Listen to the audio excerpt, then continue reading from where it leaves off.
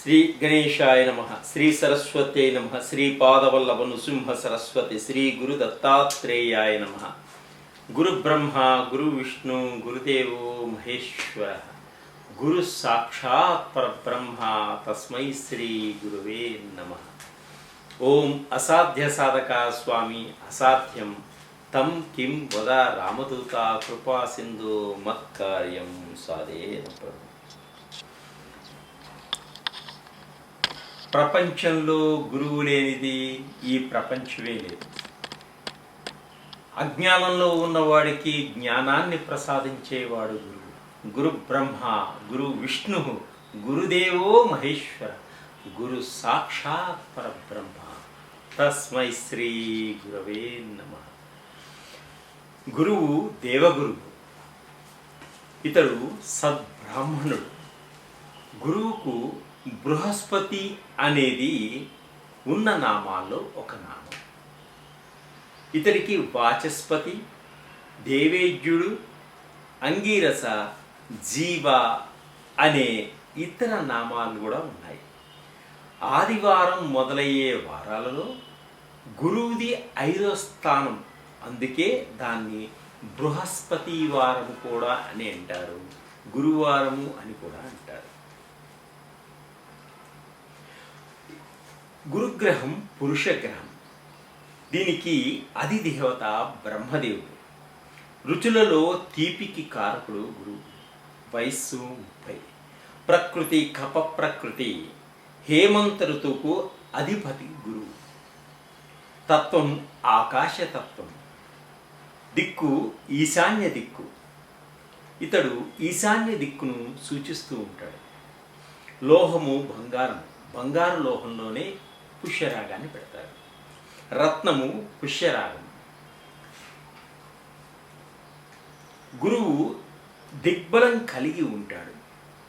గోదావరి వింధ్య పర్వత నడుమ ఉన్న భూమికి గురువు అధిపతి. గురువు పునర్వసు నక్షత్రము, విశాఖ నక్షత్రము, పూర్వభాద్ర నక్షత్రములకు అధిపతి. అంటే పునర్వసు, విశాఖ, పూర్వభాద్ర నక్షత్ర జాతకులకు గురుదశ ప్రారంభ దశ. గురువు కర్కాటక రాశి ఉచ్చ రాశి. గురువుకు మకర రాశిలో నీచ స్థితిని పొందుతాడు కాబట్టి నీచ రాశి మకర రాశి. గురువు ధనుస్సు రాశిలోను మీన రాశిలోను ఆధిపత్యం వహిస్తూ ఉంటాడు.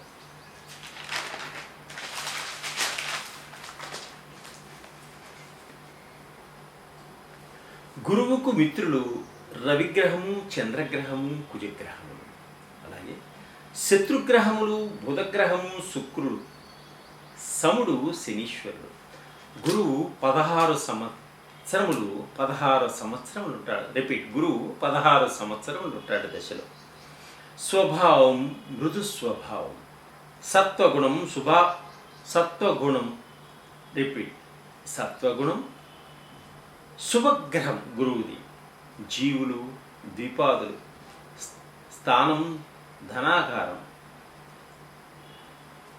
ఆత్మాధికారకత్వం, జ్ఞానము, ధాతువు, కొవ్వు, కుటుంబ సభ్యులు, పుత్రుడు, గృహ. దిగ్బంధం తూర్పు. వర్ణము పసుపు. రాశి ఉండే కాల సంవత్సరం 1 సంవత్సర కాలం ఉంటాడు. సమిద రావి, మూలిక రావి, అరటి వేరు. గోత్రం అంగీరస. వేదము ఋగ్వేదము. అవతారము వామనుడు. ఈ గురుగ్రహానికి మూలమంత్రం ఓం గ్రాం గ్రీం గ్రౌం ఐం సహ బృహస్పతి నమః. ఓం గ్రాం గ్రీం గ్రౌం ఐం సహ బృహస్పతి నమః. ఇది బృహస్పతి మంత్రం. గురువు బ్రహ్మమానస పుత్రుడు. అసలు గురువు ఎవరు?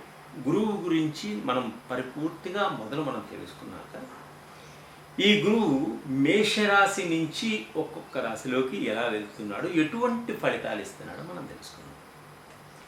ధనుస్సు రాశి వారికి మే 1, 2024 నుంచి సంవత్సర అంతము 6వ స్థానంలో అంటే షష్టమ స్థానంలో శత్రుస్థానంలో వృషభ రాశిలో గురువు సంచరిస్తున్నాడు. కాబట్టి ఎటువంటి ఫలితాలు మనకి ఇస్తున్నాడో తెలుసుకుందాం. ఈ గురువు జీవిత భాగస్వామితో కొంత వివాదాలు పడేటువంటి సూచనలు కనిపిస్తున్నాయి. కాబట్టి జీవిత భాగస్వామితో ఆచితూచి మాట్లాడుకోండి. పిల్లలతో కూడా కొంత గొడవలు అయ్యేటువంటి సూచనలు కనిపిస్తున్నాయి. కాబట్టి పిల్లలతో కూడా ఆచితూచి మాట్లాడుకోండి. పిల్లలకు కావలసినవి మీరు వారికి ఇవ్వడం వల్ల మీకు మంచి జరుగుతుంది. దాంపత్య సుఖం లేకపోవడం, కొంత మానసిక వ్యధ కూడా ఉంటుంది, భయంగా ఉంటుంది, కొంత ఆందోళన చెందుతూ ఉంటారు. పనులందు అసవాదం అంటే కొంచెం నిదానంగా పనులు జరుగుతాయి కానీ విజయాన్ని సాధిస్తారు. దొంగల వలన కొంత నష్టం కలిగేటువంటి సూచనలు ఉన్నాయి. ప్రయాణాలలో వస్తువులను చాలా జాగ్రత్తగా కాపాడుకోండి, శ్రద్ధగా ఉండండి. ప్రతి విషయంలోనూ ఆచితూచి ఆలోచించి ముందుకు సాగండి. ప్రభుత్వ రంగ ఉద్యోగస్తులకు అధికారుల వలన చాలా ఉపయోగాలు కలుగుతాయి. వారు అనుకున్నవి కొంత నిదానంగా ముందుకు సాగుతాయి. మానసిక సమస్యలు కలుగుతాయి. వీరికి మానసిక సమస్యలు కలిగేటువంటి సూచనలు ఉన్నాయి. శివ సహస్రనామాన్ని ప్రతిరోజు పఠించటం వల్ల, దక్షిణామూర్తి యొక్క స్తోత్రాన్ని పఠించటం వల్ల గురువు యొక్క అనుగ్రహ కటాక్షాలకు తొందరగా దగ్గరవుతారు. అలాగే మీకు వీలున్నప్పుడు సోమవారం నాడు ఈశ్వరుడికి రుద్రాభిషేకం చేయించుకోండి.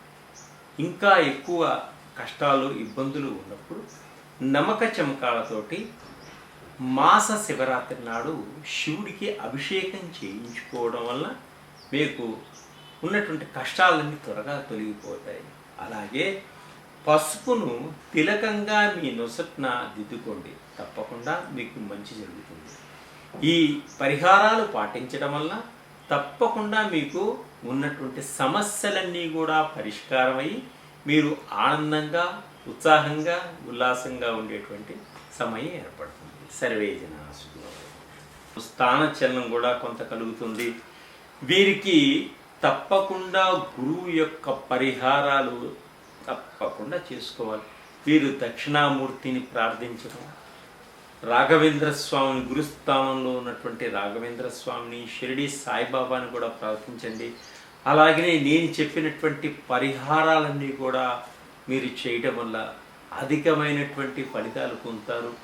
నష్టపోకుండా మిమ్మల్ని మీరు కాపాడుకోగలుగుతారు. అలాగే దైవ అనుగ్రహాన్ని కూడా పొందగలుగుతారు. సర్వే జనా సుఖినో భవంతు.